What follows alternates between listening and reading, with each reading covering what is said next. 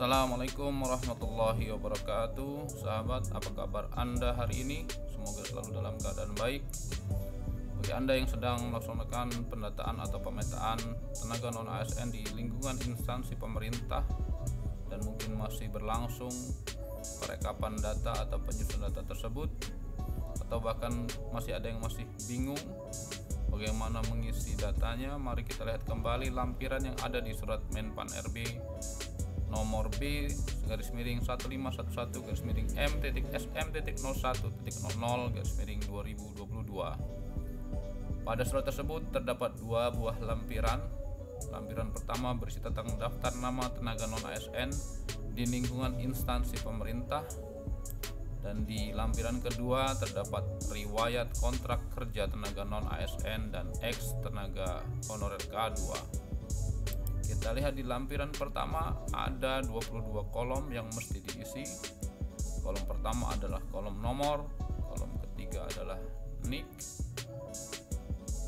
Kolom kedua adalah NIK, kolom ketiga adalah nomor KK, kemudian kolom 4 dan 5 data ex tenaga honorer K2 apabila ada, kemudian ada nama lengkap, dan selanjutnya sampai akhir di kolom 22 tentang unit kerja.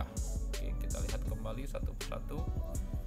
Di lampiran pertama ini adalah berisi tentang daftar nama tenaga non ASN yang ada di lingkungan instansinya. Apabila di lingkungan instansi tersebut terdapat 40 orang tenaga non ASN, maka akan terdapat data 40 orang tenaga non ASN dan detail berisi informasi tentang tenaga non ASN itu. Kita lihat yang perlu diisikan adalah nomor induk kependudukan dari tenaga non ASN.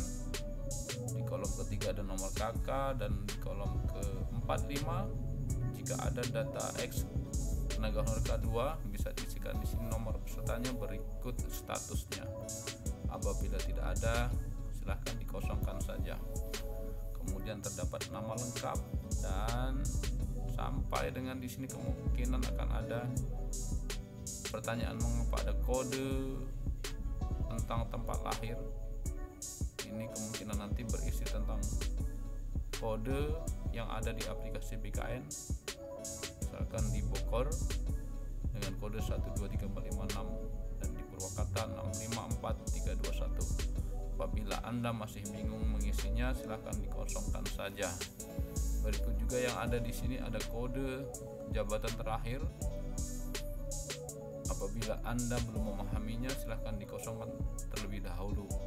Nanti ada petugas dari instansi bidang kepegawaian yang akan mengisinya setelah berkonsultasi dengan Badan Kepegawaian Negara tentunya. Oke, kita lanjutkan. Bagi Anda yang masih bertanya-tanya kembali, silahkan dipahami tentang cara-cara pengisiannya.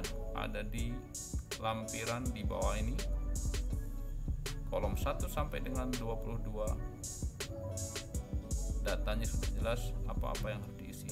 Dan lihat, semua referensi yang digunakan dapat diunduh dari referensi BKN. Untuk saat ini belum ada referensinya. Sambil menunggu, kita tetap isikan data. Walaupun ada beberapa data yang belum kita miliki, kita kosongkan terlebih dahulu. Kemudian di lampiran kedua terdapat riwayat kontrak kerja tenaga non ASN dan ex tenaga honorer K2. Perhatikan data yang ada di lampiran ini adalah data riwayat kontrak. Sebagai contoh, di sini ada satu orang memiliki riwayat kerja selama 3 tahun. NIK-nya diisikan 123 dengan nomor SK yang berbeda karena 3 tahun. Kemudian ada tanggal keterangan SK-nya sampai dengan akhir kerjanya, instansi penempatan. Dan di kolom terakhir, kolom 12, terdapat mekanisme pembayarannya melalui APBN atau APBD. Yang perlu diperhatikan adalah semakin banyak tenaga honorer atau tenaga non ASN yang ada di instansi, tentunya semakin banyak pula datanya, dan semakin banyak masa kerjanya akan mengakibatkan semakin banyak pula datanya. Misalkan satu orang memiliki 15 tahun masa kerja, maka akan ada 15 baris isian dari data tersebut. Perhatikan yang perlu digarisbawahi di sini, setiap baris wajib untuk dipersiapkan dokumen SK pengangkatan yang paling rendah oleh pimpinan unit kerja. Setiap baris dipersiapkan dokumen bukti pembayaran honorarium dengan mekanisme pembayaran langsung yang berasal dari APBN untuk instansi pusat dan APBD untuk instansi daerah, dan bukan melalui mekanisme pengadaan barang dan jasa.